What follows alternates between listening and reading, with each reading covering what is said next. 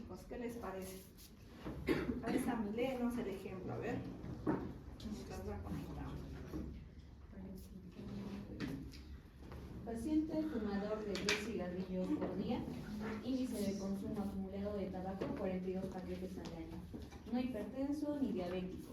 Tuvo menopausia a los 49 años, historia de dispepsia ulcerosa en seguimiento por digestivo, bocio en seguimiento por endocrinología, osteopenia en seguimiento, fibromialgia en seguimiento por reumatología, depresión en tratamiento por psiquiatría. No intervenciones quirúrgicas mayores, no historia de ingresos, antecedentes familiares de enfermedad pulmonar intersticial difusa y adenocarcinoma de pulmón en su padre, fumador. Trabaja como asesora fiscal, consulta por agravamiento de dolor generalizado que lleva años padeciendo y para los que recibe analgésicos, relajantes musculares y fisioterapia. En la anamnesis dirigida refiere disnea de grado 2 en la MRC que atribuye al tabaco, resto de la anamnesis normal.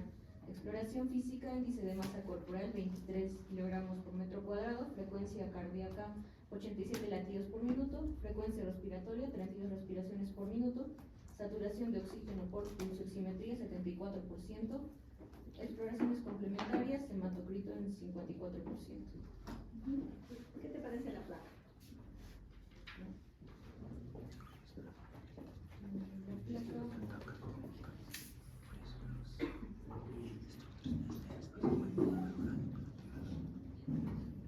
¿Cuántos espacios anteriores vemos en la placa? Lo resaltante sería que a nivel pulmonar hay una Hiperclaridad. hiperclaridad. Hiperclaridad, ¿no es cierto? Si contamos los espacios anteriores, 1, 2, 3, 4, 5, 6, 7, por ahí no se ve, 8, 9, 10. Eso se llama enfisematosa. ¿Y qué más? Y en la radiografía lateral, el toronil, ¿no es cierto? Ya. ¿Qué factores de riesgo tiene el paciente? Es una paciente fumadora. Ajá. Es paciente mujer, sino que creo que yo me he equivocado. Sí, es mujer. Es mujer. Yo me he equivocado al cambiar el de los otros. Creo que estaba en el otro. Sí, yo me he equivocado. No sé cuál de ellos. Pero dice menopausia. Ajá. Sí, es mujer.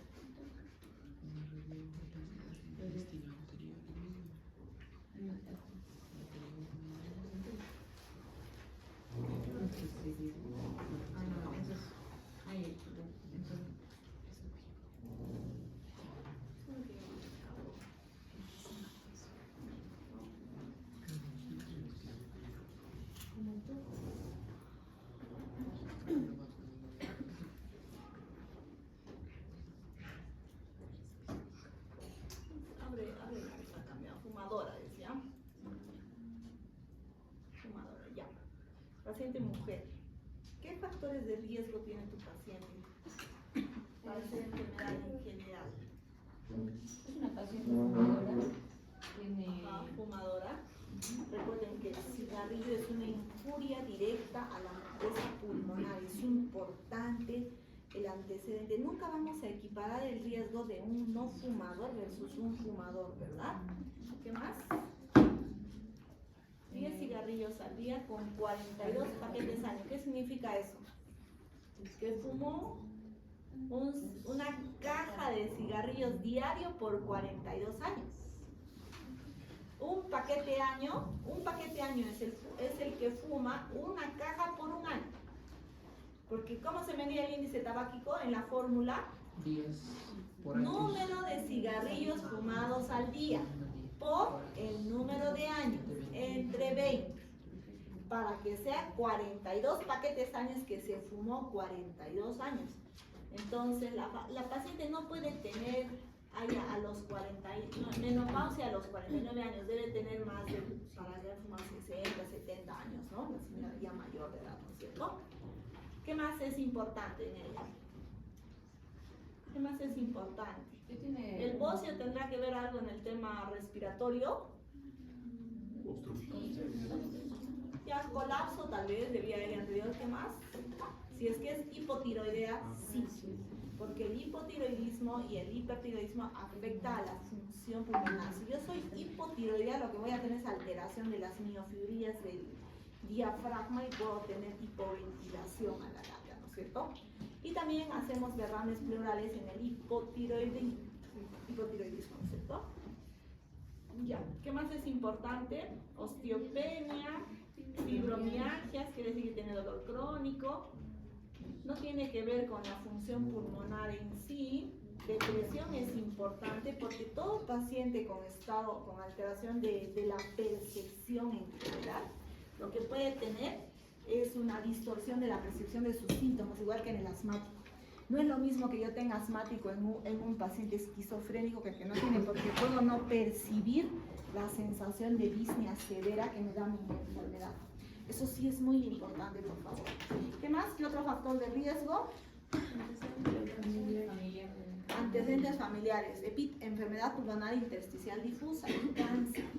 Entonces, si ella tiene genética de cáncer, ella va a hacer cáncer a la larga, en algún momento, en algún órgano, ¿no es cierto? El tabaco se asocia a cáncer renal, a cáncer hepático, cáncer de todo tema digestivo y respiratorio sobre todo, ¿no es cierto?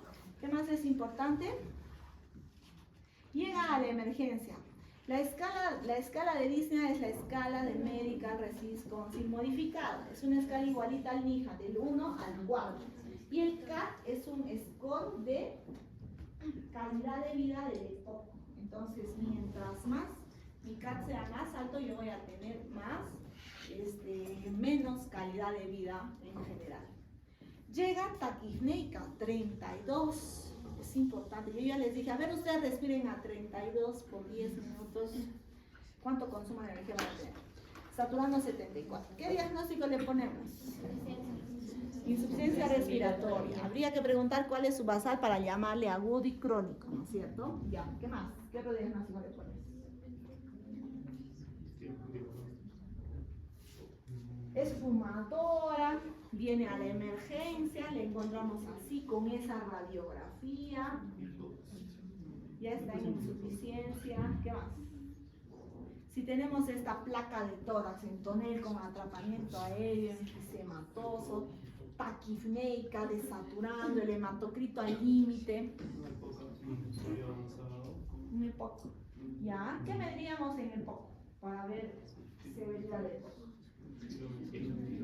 Ya, le hacemos una espirometría porque el flujo, el versus 1 nos va a hablar de la obstrucción. ¿Qué más? ¿Qué más?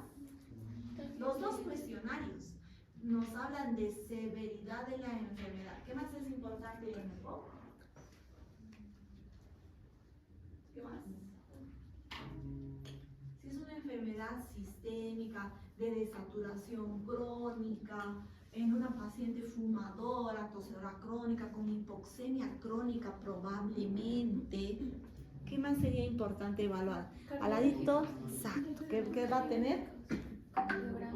Ya, ¿qué buscaría yo en el ecocardiograma? Hipertensión pulmonar por el EPOC, a diferencia del asma, es una enfermedad que afecta multisistémicamente e indefectiblemente va a haber cambio cardiorrespiratorio de la mano, a diferencia del asmático. Todo paciente con insuficiencia respiratoria crónica va a ir a la hipertensión pulmonar e indefectiblemente al cor pulmonar e indefectiblemente se va a morir. Su caída del versus 1 va a ser más alto. ¿Qué más me interesa en esta paciente? El haga para ver el CO2. Sí, si estamos a nivel de mar, el hematocrito, y el hematocrito es un criterio para uso de oxígeno domiciliario. ¿Qué más? Sí, le vamos a hacer una espirometría a la paciente y vamos a valorar la severidad del EPOC. ¿Qué más? ¿Qué más si yo tengo dudas en la placa? Una tomografía para ver el patrón de enfisema que tiene, porque hay enfisema centrolobular, panacinar, ¿no? Entonces yo voy a ver si realmente el gol estándar del diagnóstico del enfisema es la placa o la cirugía. Lo opero y veo si realmente es enfisematoso, pero las tomografías ahora son tan finas que nos pueden hablar del tipo de enfisema que tienen los pacientes. ¿Qué más? Sí, podría hacer el marcador, es de mucha importancia, pero sí es muy importante. Para eso le hago la tomografía, porque la tomografía me va a permitir ver si hay nódulos. ¿Qué más? ¿Qué más les faltaría en otras pruebas? ¿Qué me comprueba los volúmenes pulmonares tan grandes? ¿Cómo se llama la prueba de volúmenes pulmonares? La espirometría mide entrada mecánica, no mide volúmenes, mide mecánica. La pletismografía. La pletismografía es la prueba que me mide volúmenes pulmonares. ¿Qué más le voy a hacer? Difusión. Porque recuerden que yo, a pesar de tener un pulmón tan grande, no hago difusión. Mi difusión va a estar disminuida, ¿no es cierto?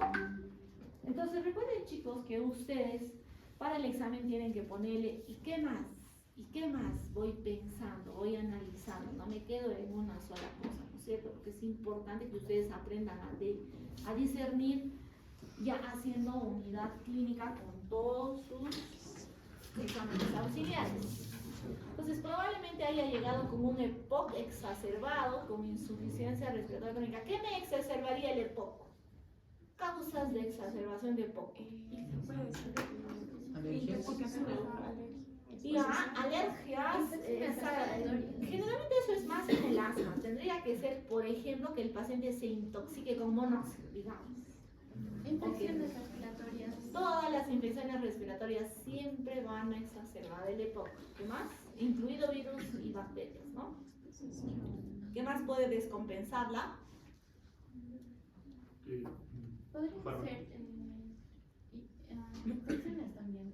Infecciones, perdón, doctora, infecciones virales y bacterianas, incluso la T. Ya, infecciones, el hongo, la bacteria, infecciones. Sí, toda infección la vais a hacer. Fármacos. Fármacos, ¿qué fármacos? Depresores del sistema central. Ya, que lo puedan hipoventilar más, que se intoxique con clonazepam, que se haya tomado 10 pastillas. Sí, sí, podría ser su causa, otra causa. Pues betabloqueadores también podría. Ya, si es que tengo cor pulmonar, es igualito que la falla cardíaca. El exceso de líquidos y de balance hídrico en exceso me puede descompensar mi cor pulmonar. Si es que tengo falla cardíaca derecha asociada, ¿no? Eso sí sería muy importante, ¿no es cierto? Y en ese caso los beta bloqueadores sí me podrían cerrar un poquito más, siempre y cuando tengan cor pulmonar y sensibilidad, porque este no es como el asmático. El asmático sí se cierra con el beta bloqueador, pero este es obstructivo crónico, ¿no? No siempre responde a la aspirina igual que el asmático, ¿no? La progresión de la enfermedad, de repente ni se infectó, ni se intoxicó, ni se expuso a un ambiente con más contaminación ambiental, simplemente se progresa la enfermedad, puede progresar la enfermedad, ¿no? Bien, vamos a hablar de poco, chicos.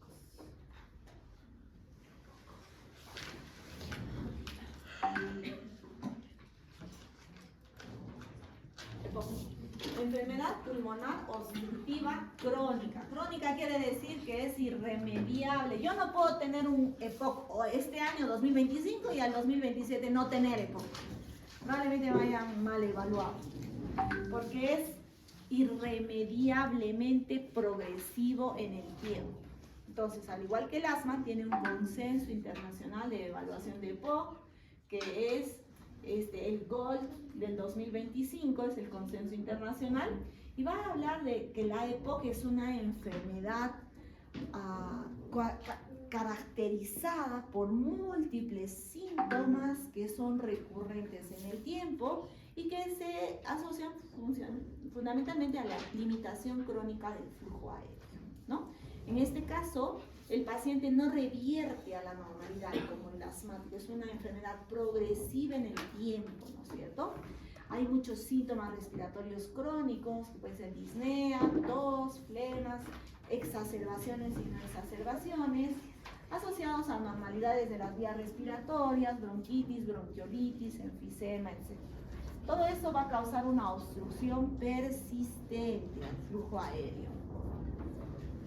Como les decía, hasta cierta edad nosotros crecemos en volumen pulmonar, hasta los 20 años.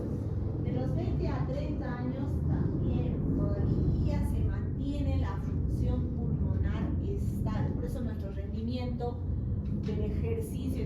deportista es hasta los 30 años. A partir de los 30 años vamos a tener una caída funcional del BEPSUF1, más o menos de 15 a 25 ml año, pero esa caída va a ser más aparatosa y más brusca en el EPOC, en el paciente que se infecta muy rápido, en el fumador pesado, y el que fuma y deja de fumar es la línea amarilla. Quiere decir que nunca va a normalizar la función, igualito en el expuesto a biomasa. Por más de que yo diga, yo hace años o solo hasta los 10 años he cocinado en leña, o hasta más de edad, probablemente mi caída del BEPSUF1 o mi desarrollo pulmonar haya sido un poco diferente a de las personas que no estamos expuestos a polución intradomiciliaria y extradomiciliaria. Igualmente, vivir en ciudades muy contaminadas hace que yo tenga esa inhalación de partículas de alto peso molecular que pueden dañar la función pulmonar a la larga. Entonces, nunca equiparamos el riesgo de no EPOC, ¿verdad? Del no fumador. ¿Qué es importante además el EPOC? Es una enfermedad del adulto. Salvo yo tenga déficit de alfa-1 antitripsina y desde nacimiento yo puedo hacer una enfermedad. De ahí a mí no se me va a ocurrir que el doctor va a tener EPOC, ni a los 20, 30 años, porque es sobre los 50, 60 años, porque es el acúmulo de la toxicidad del ambiente en mi pulmón me hace dar esa condición de tener EPOC. Por lo tanto, yo voy a tener muchas comorbilidades cuando tengo un paciente sensible a desarrollar EPOC, voy a tener muchas otras enfermedades. Entonces, hay pacientes que pueden tener asma y EPOC sobreposición, bronquiectasias y EPOC como secuela de TB con limitación crónica de flujo aéreo. Algunos otros desórdenes están fuera del EPOC. Entonces, nosotros recordemos que yo puedo tener dentro de mis causas de EPOC primario, si es que yo tengo un déficit genético de alfa-1 antitripsina. ¿Qué hacía alfa-1 antitripsina? ¿Qué hacía? ¿Cuál era su función? Es una enzima que evita, ese es el surfactante y el hidrógeno, que evita la alfa-1 antitripsina, evita el daño de las metaloproteinasas, de las proteasas, de las metaloproteinasas. Si llega la bacteria, el leucocito y la bacteria,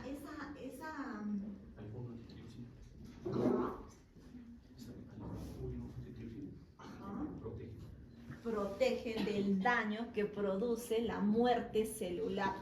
La fagocitosis que tienen los leucocitos sobre las bacterias va a botar detritus y esos detritus se llaman metaloproteinasas y proteasas.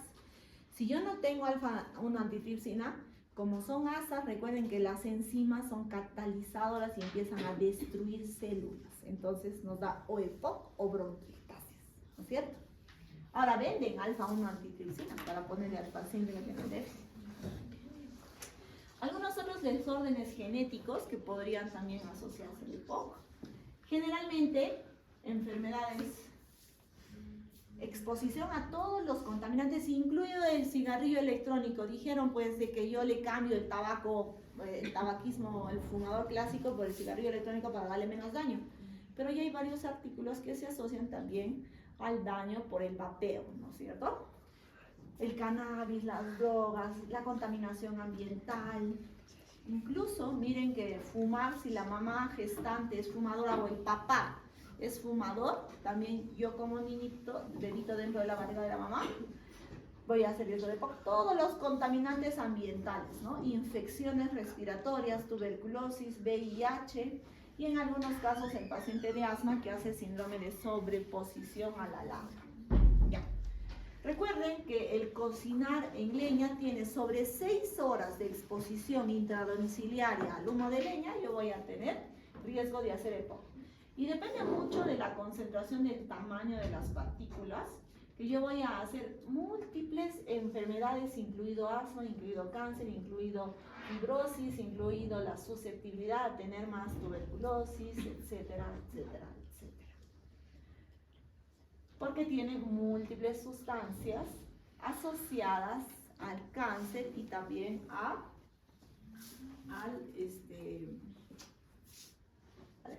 ¿qué pasa? Toda injuria pulmonar,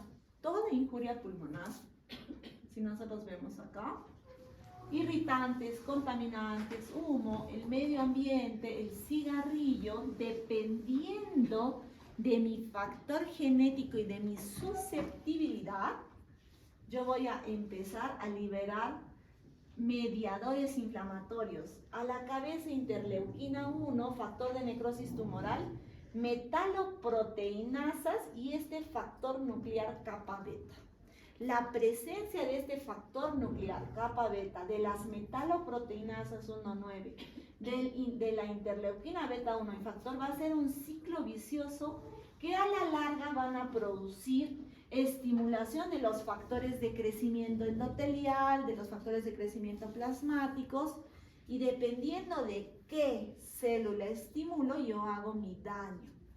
Ejemplo, si estimulo más el fibroblasto, yo haré fibrosis pulmonar e iré a la enfermedad de PIN. Si estimulo la mucina y las células GLOB que van a producir el moco, yo iré a la bronquitis crónica.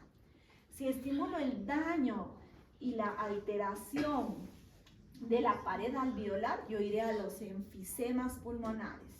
Y puedo ir, como acá, ¿quién está estornudando? Saludos. Y puedo ir a estimular los liberadores de óxido, los radicales libres de oxígeno, el daño, los patrones moleculares activados por daño y activados por patógenos. Quiere decir que si yo me infecto más veces, se van a activar mis mediadores inflamatorios activados por patógenos o activados por irritantes. Por eso es tan importante ahora que estamos con el cambio climático, que probablemente todos terminemos con alguna enfermedad crónica, pulmonar, ya sea tos crónica, ya sea rinoconjuntivitis, ya sea rinosinusitis, ya sea bronquitis crónica, por solamente tener la exposición en el ambiente en el que vivimos. O puedo estimular mis células de inflamación que incluso me pueden llevar al cáncer. ¿Qué pasa con el cigarrillo en los pacientes fumadores? Si yo tengo la A, ¿cómo es el epitelio pulmonar? Es un epitelio pseudoestratificado, ciliado, con células, así es, así lo describe el histopatólogo, ¿no es cierto? Con pocas células inflamatorias. Miren lo que hace cuando yo empiezo a fumar. Aumenta la cantidad de moco. Y el moco es viscoso y no se mueve bien, por lo tanto capta más bacterias, ¿no? Y se quedan a vivir las bacterias ahí permanentemente. Entonces tengo una disflora en el fumador pesado o en el que se expone al humo del humo. Entonces soy un paciente hipersecretor, siempre tengo flemas, o ya sea de la vía respiratoria alta o de la vía respiratoria baja. Voy a hipertrofiar mis células GLOB, voy a alterar mis células basales y mi epitelio ciliado, pseudoestratificado cambia, ya pierdo las células ciliadas. Si yo pierdo las células ciliadas, disminuyo la acción protectora del pulmón, que es el movimiento mucociliar. Y lo único que voy a tener es mayor colonización de bacterias, y esta colonización de bacterias y el cigarrillo me va a abrir las uniones celulares y va a hacer una translocación bacteriana más fácil. Por eso el paciente con EPOC o el que fuma se enferma mucho más recurrente. Entonces, o a veces tenemos solo la tos del fumador, que decimos, ¿no? Es la tos del fumador clásica, ¿no? Pero puedo yo tener colonización bacteriana crónica. Y esa colonización bacteriana crónica me va a inhibir también la interleuquina, la inmunoglobulina A ya no va a tener afinidad por las bacterias. Puedo yo perder la capacidad de tener afinidad por las bacterias y entonces voy a hacer una disbiosis general en el paciente solo por el hecho de fumar. Entonces ya en su cabecita ustedes tienen que tener el daño que hace el cigarrillo. tener entonces muchos contaminantes ambientales e estimular mis patrones moleculares activados, ya les dije, por daño celular o por patógenos. Y voy a ir. En algunos pacientes mejorarán,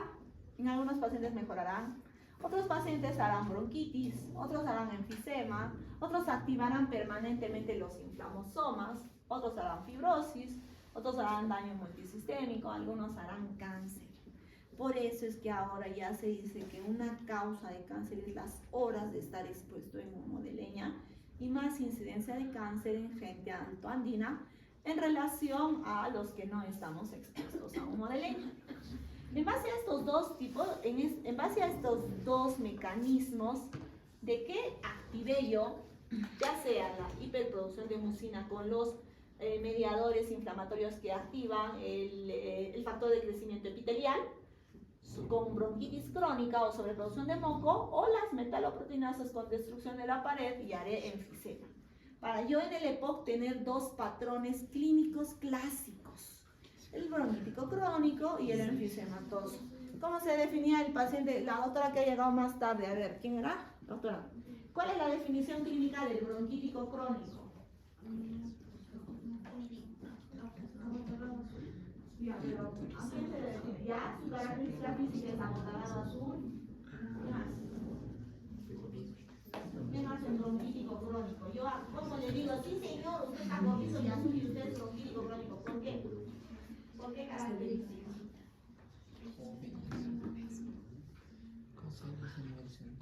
¿Qué tiene clínicamente el paciente? ¿Cómo viene? Disnea, ¿qué más? El concepto de bronquitis crónica es un concepto clínico. A ver, la doctora, creo que llegaste tarde también. Ya, medio tarde. ¿Qué es el bronquítico crónico?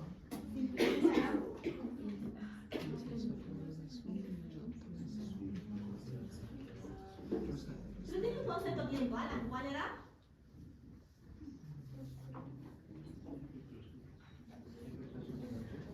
Expectoración, ya.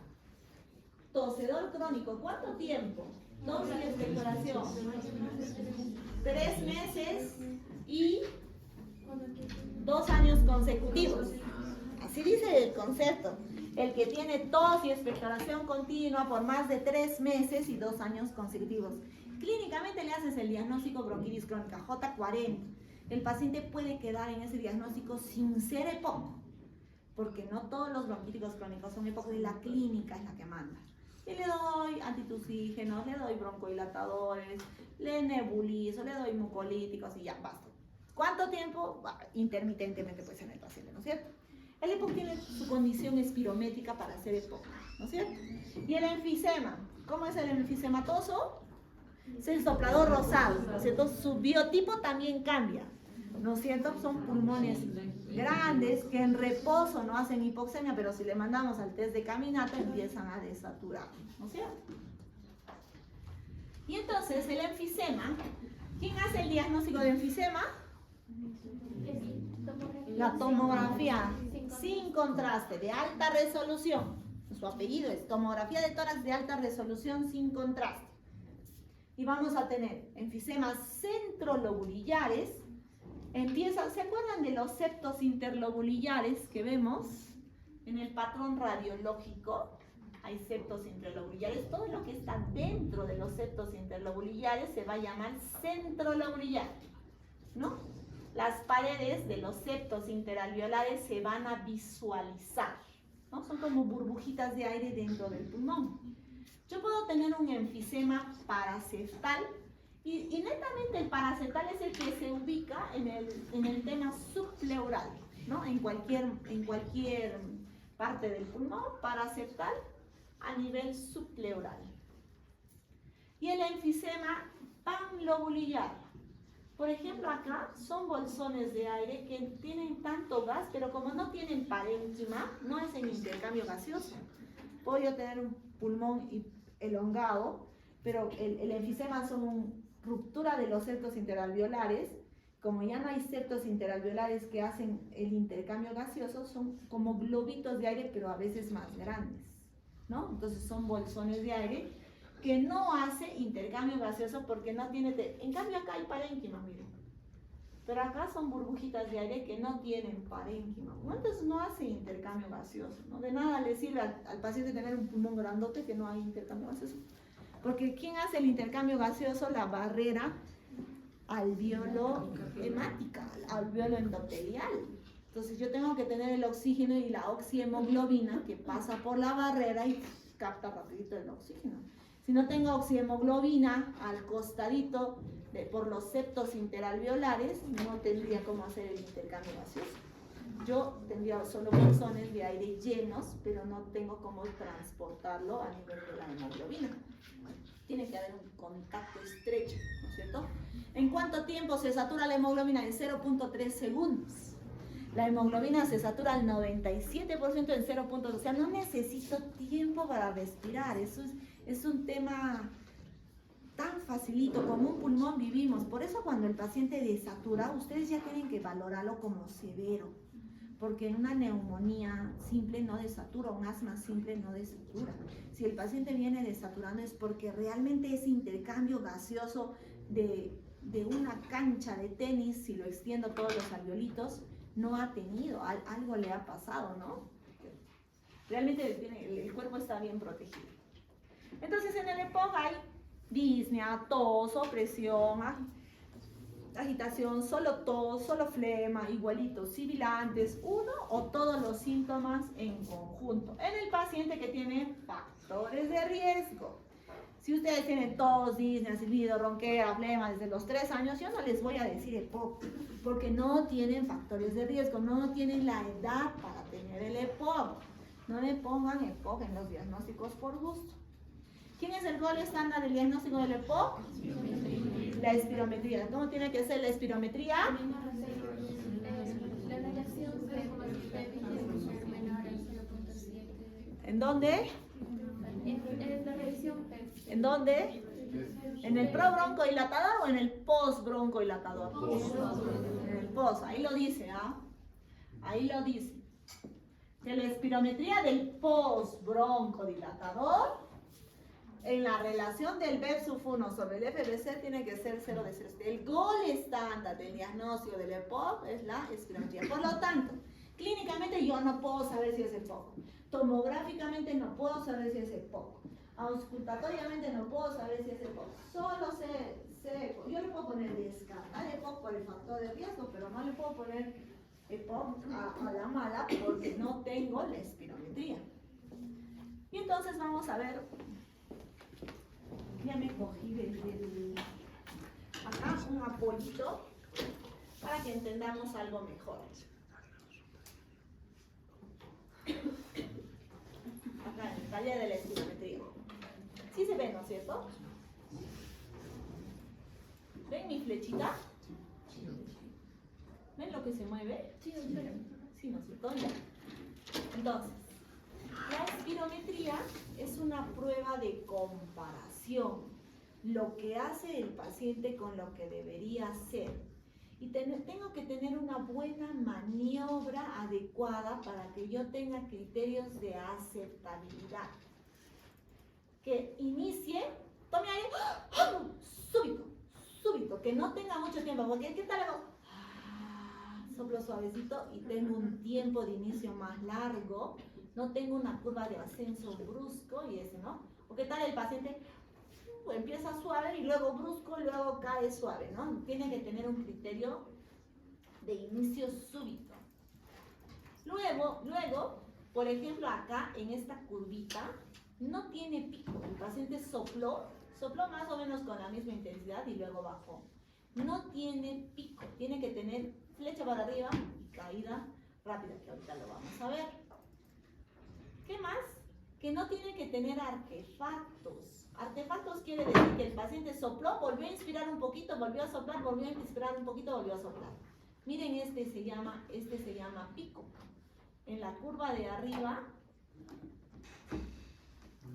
no había pico, ¿no es cierto? No había de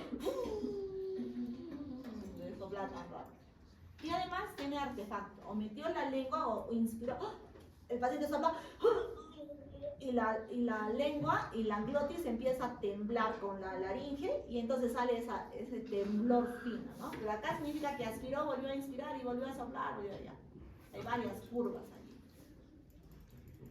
Luego, que el paciente sea muy grosero, meta la lengua y haga 2 curvas, pues. Entonces ahí no sirve, no se lee porque se sobresuma. O peor ¿no? Que empieza a hacer un temblor, como les digo, y empieza a soplar, pero ya empieza a hacer un temblor fino y ya no sirve. Ok, el paciente acá aplane la curva. Estaba haciéndolo bien y luego la malogró el paciente, ¿no? Entonces, el final. Para que sea aceptable, tiene que tener un inicio adecuado, sin artefactos, un final adecuado y 6 segundos. En la curva volumen-tiempo tiene que el adulto soplar 6 segundos y el niño soplar 3 segundos. O llegar a un plató, quiere decir que esta curva sea más de 2 segundos. Y que su final también sea adecuado, que no sea brusco, que no haga ¡ja!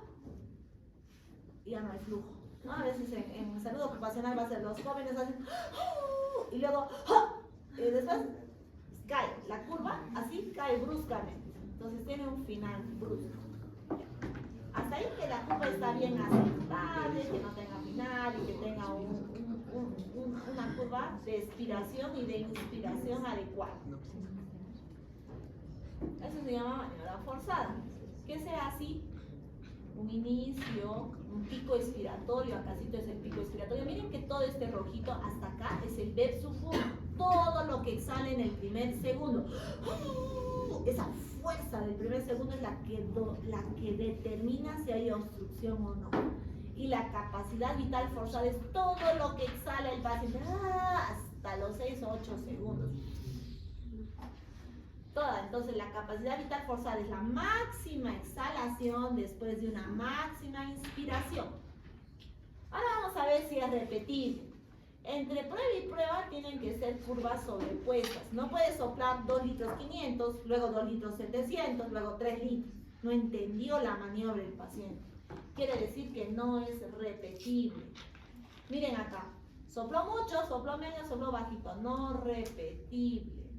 Y en numeritos tienen que ser menos de 100. La idea es que las curvas se sobrepongan y que el paciente haga un solo esfuerzo.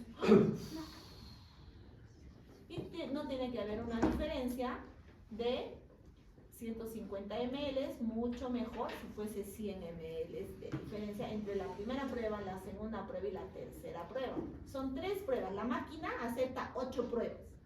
Que le hagas 10, 15 pruebas a tu paciente ya se agotó, ya no sirve. Le podemos hacer hasta 8 pruebas de intentos de capacidad vital forzada y después ya hay agotamiento muscular o tiene que descansar media hora o regresar otro día a hacerse. Y de eso se validan las 3 mejores pruebas. Entonces vamos a leer. Este está pésimo para leer. Por ahí. A ver, en esta espirometría.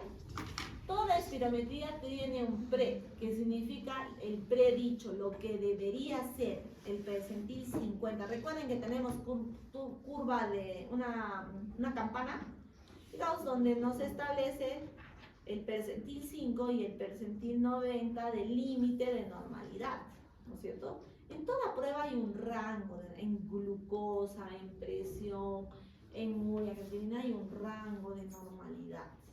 Ese rango de normalidad lo tiene también la espirometría, que se llama el predicho. El predicho es el percentil 50, el valor normal al 50%. Por eso al ladito generalmente siempre hay el límite inferior. El paciente debe tener una capacidad vital forzada de 5 litros, pero con un límite inferior de 4 litros 490. Ese es su límite inferior. En el asma es muy importante comparar con el límite inferior. En el EPOC, yo tengo que hacerle una prueba de broncodilatador para estar seguro que es EPOC. En esta prueba yo no puedo ver EPOC porque tiene solo las maniobras de pre-broncodilatador, que ahorita les voy a mostrar. Entonces, una vez que ya está aceptado, miren, incluso acá hay un temblor fino, una vez que ya está aceptado y repetido, decimos, sí, tiene buena calidad mi espirometría, lo leo. siempre voy a empezar leyendo el B1 sobre el FBC, que debería ser 85 con un límite de 76. En la primera prueba el paciente hizo 89, en la segunda prueba hizo 91, 90. Voy a leer la mejor prueba que escoge la máquina, 90. Quiere decir que está por encima de lo normal. Si este B1 sobre el FBC está normal, no hay obstrucción. ¿Ya? El B1 sobre el FBC pauta obstrucción. Si está por debajo del límite inferior de normalidad, se denomina obstrucción. Si no hay obstrucción, como en este caso, voy a ver ahora si hay restricción. Y voy a leer la capacidad vital forzada. Si la capacidad vital forzada está por encima del 80%, no hay restricción. Entonces, el B1, la relación del B1 sobre el FBC pauta obstrucción. La capacidad vital forzada sugiere restricción. Eso tiene que ir a la pletismografía, a la difusión y a la tomografía si yo quiero comprobar si la restricción es verdadera. Porque la espirometría sugiere restricción, pero sí diagnostica obstrucción. Ya no hay otra prueba que diagnostique obstrucción.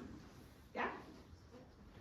Entonces, esta espirometría, capacidad vital forzada, debería ser 5 litros 370 en su promedio del 50%. El paciente hizo 5 litros 540, que equivale al 103%. Capacidad vital forzada debe ser leída en el porcentaje, en el cuánto por ciento, sobre el 80% dice que es lo normal. ¿Ya? ¿Han entendido? Más o menos. Doctora, ¿vemos lo uno que hicimos en la práctica? ¿Ya? ¿Qué les parece esta? A ver. Este de acá es su valor normal, predicho. Este es lo que hizo el paciente. Sí.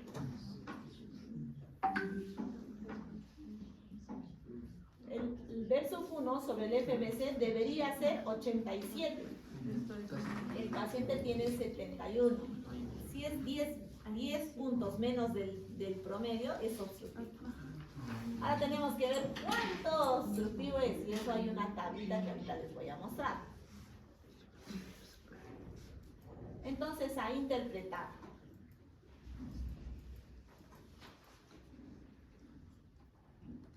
Recuerden que yo solo por el dibujito, que a veces les enseño así, que está mal enseñado. Si yo tengo una sombra, si mi curva está por encima de la sombra, es normal. Si mi curva se aplana y hace una concavidad, es obstructivo. Si mi curva es chiquitita, bien chiquitita, podría ser restrictivo, ¿no? A veces solo mirando la curvita y el dibujito yo puedo diagnosticar. Espérenme, vamos a ver. Quiero ver si este ya... Este no tiene. Vamos a ver. En otro. ¿Qué le mandé? ¿Me has mandado a mi WhatsApp? Sí, arriba donde dice segundo protocolo. Ya, acá. En este informe, este es el pre-broncodilatador, este es el post-broncodilatador. Para yo diagnosticar EPOC, tengo que tener una espirometría con broncodilatador. Si no no podría diagnosticar el EPOC. ¿Ya? Tiene que hacerse pre-broncodilatador, luego le damos salbutamol 400 microgramos y le hacemos la espirometría, acá dice salbutamol 400 microgramos, le hacemos la espirometría 15 a 20 a 30 minutos máximo después y vemos el cambio. Ya, acá, el B1, en esta prueba, el rango de normalidad es de todo esto. El PRED es el percentil 50, el porcentaje en relación al predicho. Ahora tenemos que valorarlo con el Z-score. O trabajamos con el límite inferior o con el Z-score. Y si nosotros vemos, el Z-score tiene que estar justo dentro del... El Z-score es una prueba incorporada del GLI. El GLI es una institución, la institución de función pulmonar a nivel mundial, que ha hecho miles de espirometrías y miles de función pulmonar en todo el mundo y ha sacado valores de normalidad. El Z-score se debe a a esos valores de normalidad del GLI. Pero el límite inferior de normalidad es, digamos, Pérez Padilla es un gran investigador mexicano que sacó sus predichos para los mexicanos a 2.300 o 400 metros de nivel de mar en Distrito Federal. Nosotros en Cusco y en Perú no tenemos predichos. No sabemos porque teóricamente los de altura tenemos más caja torácica que los de nivel de mar, por lo tanto nuestros volúmenes por un tema de compensación fenotípica a la altura tenemos más volumen minuto, pero no tenemos predichos, nos basamos en los predichos de nivel de mar. Knudson es un grupo europeo que ha hecho también predichos y la NANES también, entonces tu máquina de espirometría puede tener predichos de Pérez Padilla, de Knudson o de la NANES. Pero GLI es la institución internacional que ha unido todos los valores y ha dicho yo voy a sacar mi Z-score. Y así salieron los predichos de varias empresas, de varias pruebas, ¿no es cierto? Ya. Entonces, ya, este es el Z-score. Luego vamos a tener en el post-broncodilatador lo que hizo el paciente en la mejor prueba, el cambio que hubo, el porcentaje de cambio que hubo y el valor final. Eso tenemos que leer. Vamos a leer siempre el versus 1 sobre el FBC. Debería ser en el predicho 77, la paciente hizo 91, entonces no habría obstrucción. Ahora vamos a ver si hay restricción, capacidad vital forzada. Debería ser 2 litros 0,5 o 2 litros 50, la paciente hizo 1 litro 680 que equivale al 82%. No hay restricción, está al límite inferior, pero no hay restricción. Quiere decir que su capacidad vital de tomada y entrada de aire funciona al 82%. Debería ser 100% en un paciente sano, porque esto es una prueba de comparación con un paciente de su misma edad, su mismo peso, su misma talla. ¿No? Son miles de pruebas que se han hecho. En el post-broncodilatador, ¿qué me interesa ver? Si en el versus 1 sobre RBC, este numerito que dice 94.4 es el que diagnostique poco, solo ese numerito. Si es menos de 70, ese poco. El porcentaje de cambio salió negativo, quiere decir que la paciente se agota soplando. En el asmático, ¿recuerdan cuánto tenía que haber de cambio? 15, mucho mejor, pero el corte mínimo 12% y 200 ml, tiene que ser más. El asmático que tenga en este numerito más 12% y acácito 200, acá hay 100 ml, acá hay 50 ml menos, por eso sale con el signo negativo. En el asmático, acá en este numerito tiene que haber 12% y 200 ml. El EPOC es no reversible o parcialmente reversible, ¿no es cierto? ¿Me han entendido o estamos parcialmente? Otra también hay, doctora. A ver, los veo con cara de desesperación. A ver acá, ¿qué les parece? Si está por encimita de la sombrita, yo fácil diría. Sí. Pero este está chiquitito. ¿Qué patroncito sería el chiquitito? Restrictivo. ¿No es cierto? Chiquitito y no sopló bien. En esta paciente mujer de 43 años. Acá este es el límite inferior de normalidad, este es el límite máximo de normalidad. Su teórico es el percentil 50, el pre-1 lo que hizo el paciente, el porcentaje de lo que hizo en relación, el Z-score, el pre-2, la segunda prueba, la tercera prueba y el post-broncodilatador, y el porcentaje con el post-broncodilatador y cuánto cambió. Acá, a ver chicos, ¿en qué numerito hago el EPOC? ¿Cuánto es valor para medir el EPOC acá? ¿Cuál es ese numerito que veo? Ah, ¿no se ve?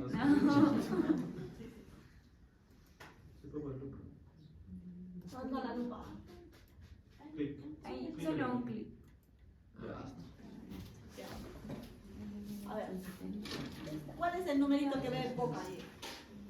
A ver, mándaselo pues al grupo, a Sammy.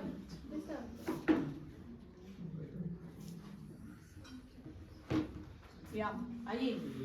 ¿Cuál de todo esto hace el diagnóstico de EPOC? ¿Cuál numerito? Díctame. ¿Cuál es el valor? A ver, el grupo de rotación ya rotó conmigo, ¿ah?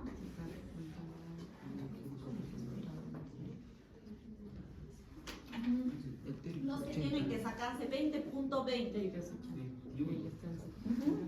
Sí, ya tiene 14. Porque el examen está bien difícil. Es que ustedes se duermen, no prestan atención. Se distraen, ven celular, mensajitos. No se conectan. Para el que presta atención, va a sacarse 20. Para ahí el que llega tarde, el que se distrae, el que estornuda.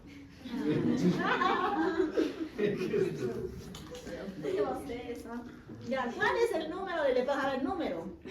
A ver, ¿cuál? ¿Será este 1.40?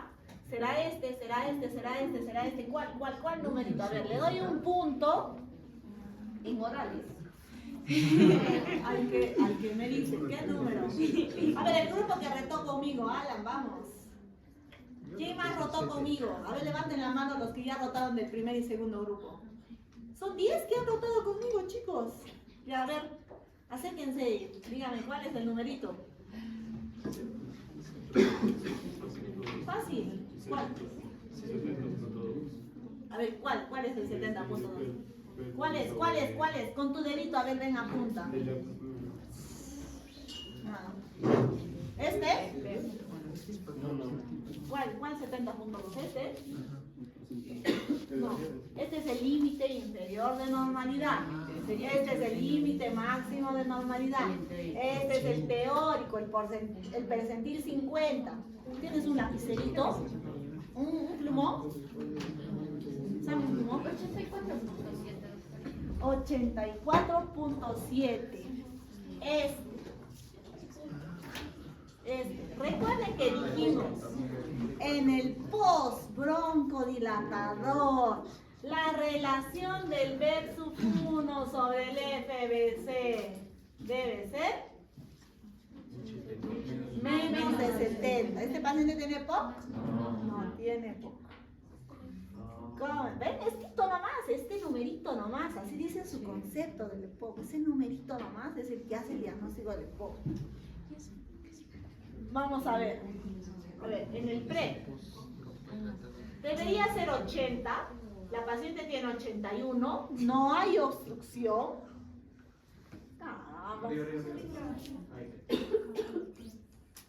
No hay obstrucción. Capacidad vital forzada debería ser 2 litros 990, el paciente hizo 1 litro 790, que equivale al 60%. Entonces se llama restricción moderada, sugestivo de restricción moderada. Los 70, restricción leve, los 60, restricción moderada, los 50, moderado severa, menos de 35, muy severo. Esa es su estratificación. Por eso la curvita era chiquitita. Ahora vamos a ver su porcentaje de cambio. Como sale negativo, soplo menos. Miren, 1 litro 790. En el post, 1 litro 100. 37% menos. Se agotó. De repente es un EPIT. ¿Vieron? Y en el versus 1, soplo menos también. 940 y hizo 1 litro 450, o sea, se agotó y sopló 35% menos. Quiere decir que el verdecito es el pre y el azulito el post, más chiquito. ¿Cierto? Se cierra. ¿Alguna duda? Otra pregunta es geometría.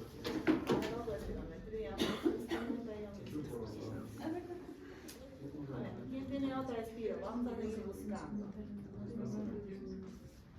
En este taller no hay. En internet. Espirometrías.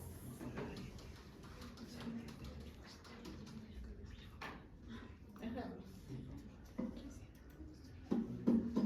Este es el que hemos visto. Ahora sí, que ya saben leer. ¿Qué les parece?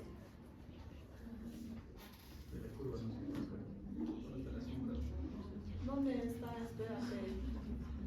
¿Cómo lo agarro de acá nomás se viene? Acá, ¿no? De la misma pantalla.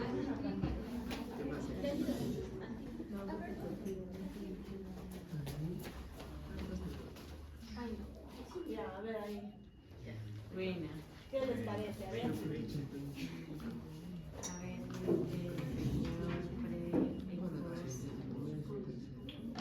Por si acaso ahí no hay post-broncodilatador. No hay. Pero sí se lee, pues sigue leyendo. ¿Es normal o no es normal? Se lee. Sí, sí. Hay tres tomas. ¿Hay obstrucción? No, no hay obstrucción. ¿Hay restricción? Restricción. No hay restricción. No. Debería ser 5 litros 370. El paciente en su mejor prueba hizo 5 litros 540, que equivale al 103. 103, 109, 105, 100. 100% bien. ¿Está normal? Sí, está normal. En el que me ha mandado la doctora. Otro. Ya lo chiquitito, doctora. De nuevo. Ahora vamos a ver si acá hay algo. Algo más. Espérame, voy a ver si hay algo más. Esas son las curvitas que salen cuando no son aceptables, ¿no? Cuando el paciente lo hace mal.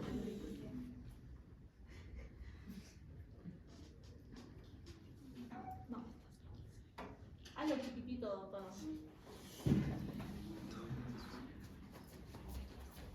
Vamos a seguir buscando otro ejemplo. A ver esto. Doctorita, se lo ofrece.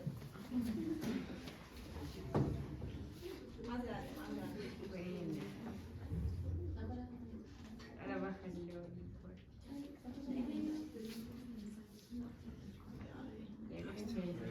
No, este es el anterior. Sí, sí. Otro.